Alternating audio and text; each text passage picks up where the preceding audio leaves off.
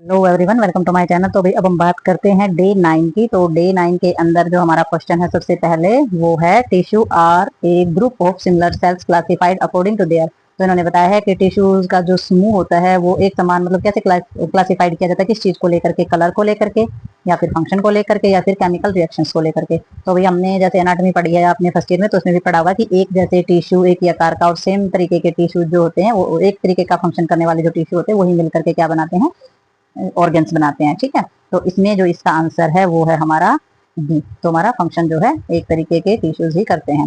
तो नेक्स्ट हमारा क्वेश्चन है the main function of the epithelial tissues. तो हमारा एपिथेलियल टिश्यू जो है उसका मेन फंक्शन क्या होता है, एपिथेलियल टिश्यू क्या काम करता है। तो हमारा जो एपिथेलियल टिश्यूज है वो सबसे पहले प्रोटेक्शन का काम करता है या कंस्ट्रक्शन का काम करता है या स्टोरेज का काम करता है।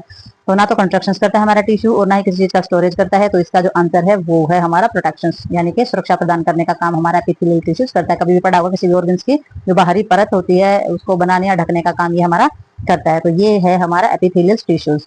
ठीक है, तो नेक्स्ट जो हमारा क्वेश्चन है वो है system are the format by the association. तो हमारा जो सिस्टम होता है वो किसके द्वारा एसोसिएट किया जाता है, सेल के द्वारा, टिश्यूज के द्वारा, ऑर्गन के द्वारा। तो हमने फर्स्ट ईयर में पढ़ाई है कि जब बहुत सारे सेल जो है वो इकट्ठे होते हैं तो क्या बनाते हैं, टिश्यूज, और टिश्यूज इकट्ठे होंगे तो वो बनाएंगे ऑर्गन, और जब बहुत सारे ऑर्गन्स जो जुड़ते हैं तो तब हमारा क्या बनता है, सिस्टम बनता है। तो इसी हिसाब से हमारा आंसर क्या हुआ, हमारा आंसर है सी। ठीक है, तो ये हमारे जो सिस्टम फॉर्मेट करता है वो हमारा ऑर्गन होता है। तो वही नेक्स्ट क्वेश्चन है इसके अंदर हमारा the main function of the muscular tissues. तो हमारा जो मस्कुलर टिश्यूज होता है उसका मेन फंक्शन क्या होता है, मेन काम क्या होता है मस्कुलर टिश्यूज का। तो उसमें न्यूट्रिशन का हम उसमें मेन काम होता है या स्टोरेज का या फिर कंस्ट्रक्शन का। तो उसमें जो हमारा मेन काम जो होता है, ना तो वो न्यूट्रिशन में कोई लेना देना होता है हमारा मस्कुलर टिश्यूज का, ना स्टोरेज वो करता है किसी प्रकार की। तो मस्कुलर, जहां पर मस्कुलर ही नाम आ गया तो वो हमारा कॉन्ट्रैक्शन कराने का यानी कि सिकुड़ने का जो काम होता है वो हमारा मस्कुलर टिश्यूज का होता है। तो इसका जो आंसर है वो है हमारा सी। ठीक है, तो वही नेक्स्ट क्वेश्चन है हमारा 12। तो 12 क्वेश्चन में इन्होंने दे रखा है जो नंबर इसके आगे दिए गए हैं वो बार बार चेंज होते रहेंगे। तो आप अपने हिसाब से अगर आप नोट्स बना रहे हैं या उसमें उतार रहे हैं तो आप अपना नंबर के सीक्वेंस एक रख सकते हैं, इसमें ऐसे ही चेंज होते रहेंगे नंबर बार। ठीक है, क्योंकि इसमें एक टॉपिक के हिसाब से क्वेश्चन है, उसके बाद जब नया टॉपिक है तो उसमें सीरीज जो नंबर की है वो भी अलग शुरू हो जाती है। तो नेक्स्ट हमारा इसमें आ जाता है ऑर्गेनल्स ऑफ द सेल। तो इसमें जो हमारे सेल जो होता है उसके अंदर कौन से ऑर्गेनल्स होते हैं, लाइफलेस पार्टिकल्स होते हैं, लाइफलेस यानी कि जिनमें जीवन ही नहीं है, जो मृत हैं, या फिर ऑर्गेनाइज्ड लिविंग मटेरियल होता है यानी कि लिविंग मटेरियल एक जीवित सामग्री होती है। तो वही इसका जो आंसर है मैं पहले ही बता देती हूँ आपको, फिर से दोबारा पेज पर नहीं आया जाएगा। तो इसका जो आंसर है वो हमारा बी है, क्योंकि जो जीवित मटेरियल जो होता है, जीवित सामग्री जो होती है वही ऑर्गेनाइज करती है हमारे सेल को। ठीक है, तो क्योंकि जो मृत पार्टिकल्स होते हैं वो कभी भी सेल को नहीं चला सकते हैं, तो मृत ही होंगे तो वो कैसे करेगा। तो इसका जो आंसर है वो हमारा बी है। ठीक है, तो नेक्स्ट पेज पे इसके दो जो बचे हुए हैं वो हमारे आएंगे, तो उसमें देखेंगे हम इसके अंदर। नेक्स्ट ये हमारे पिछले क्वेश्चन के पॉइंट हैं, जैसे कि पिगमेंट है या पावर हाउस। ठीक है, तो पिगमेंट भी जो है वो भी हमारे सेल का ऑर्गेनल्स नहीं होते हैं, और पावर हाउस जो है वो भी हमारे सेल्स का, यानी कि जो बहुत सारी चीजें होती है वही मिला के चलाते हैं, तो बी ही उसका आंसर है। ठीक है, वैसे पावर हाउस किसको बोला जाता है, हमारे मिटोकॉन्ड्रिया को बोला जाता है, लेकिन अकेला मिटोकॉन्ड्रिया नहीं होता, उसमें बहुत सारे ऑर्गेनल सामग्री होती है सेल्स के अंदर, तब सेल हमारा चलता है। ठीक है, तो नेक्स्ट हमारा आ जाता है एन ऑर्गेनल्स वर्क। तो एन ऑर्गेनल्स वर्क का मतलब ये हो जाता है कि जो हमारा काम करता है, जो ऑर्गन्स वो किस तरीके से करते हैं, इंडिपेंडेंटली विद अदर ऑर्गन्स। तो दूसरे ऑर्गन के साथ बिल्कुल स्वतंत्रता से काम करते हैं, या डिपेंड विद अदर ऑर्गन्स, या दूसरे एक दूसरे पर डिपेंड रह के काम करते हैं।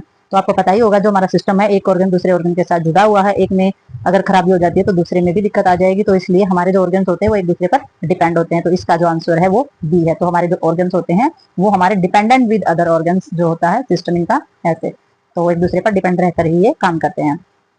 नेक्स्ट इसमें आ जाता है the nucleus of every human cells contain. तो इसमें बताया गया है कि हमारे जो ह्यूमन सेल्स होते हैं उसमें न्यूक्लियस के अंदर कितने क्रोमोसोम्स, 42 क्रोमोसोम्स या 44 या 46। तो वही जिन्होंने एनाटॉमी पढ़ रखे उनके लिए तो बहुत इजी क्वेश्चन है ये। तो इसमें हमारे क्रोमोसोम्स होते हैं 46। तो ये हमारा सी जो है ये इसका आंसर है। ठीक है, तो नेक्स्ट क्वेश्चन हमारा इसमें आ जाता है स्टेप्लोकोकस इज। तो स्टेप्लोकोकस पहले तो जान लें कि स्टेप्लोकोकस है क्या। तो स्टेप्लोकोकस जो है वही वो हमारा पॉजिटिव बैक्टीरिया होता है हमारी बॉडी के अंदर। तो इसमें इसकी शेप के बारे में बताया गया है कि भाई ये जो शेप जो होती है उसकी कैसी होती है। तो रोड शेप्ड यानी कि गोल वाली, और ग्रोन चैन यानी कि चैन की जैसे कि बेल होती है, चैन होती है उसकी तरह बनी हुई है, या फिर वो ग्रो या क्लस्टर या गुच्छों में बनी हुई होती है, या फिर उसका कोई कर्व है जैसे गोलाई में, जैसे इस तरीके से हमारा जो कर्व हो जाता है ना गोलाई में, तो इस तरीके से बना हुआ है, या पेयर में है पाया जाता है, या राउंड और ग्रो पेयर में पाया जाता है। तो इसका जो आंसर है जो हमारा सेप्टोकोकल्स जो हमारा बैक्टीरिया होता है ये हमारा राउंड होता है और क्लस्टर गुच्छों में पाया जाता है, ग्रो और गुच्छों में इसकी वृद्धि होती है। ठीक है, तो ये हमारा स्टेप्लोकोकस हमारा ये माइक्रोबायोलॉजी का क्वेश्चन है ये।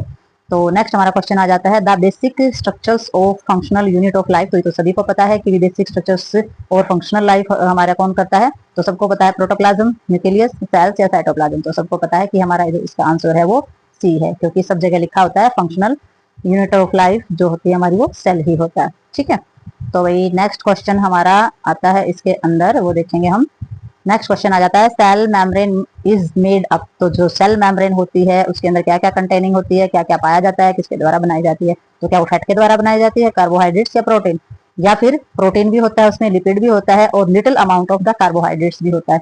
तो वही हमारी जो सेल मेम्ब्रेन होती है वो ना अकेले ना फैट से बनती है, ना कार्बोहाइड्रेट से, ना प्रोटीन से, तो उसमें सारे के सारे ही सब्सटेंसेस होते हैं कुछ कुछ अमाउंट में, तब जाके हमारी जो सेल मेम्ब्रेन होती है वो रेडी होती है। और जो जैसे कि फैट, शुगर है, प्रोटीन है, तो सभी सब्सटेंसेस जो हैं उनके जो छिद्र होते हैं उनमें से आना जाना भी रहता है और इन चीजों के द्वारा हमारी जो सेल मेम्ब्रेन होती है वो बनाई जाती है।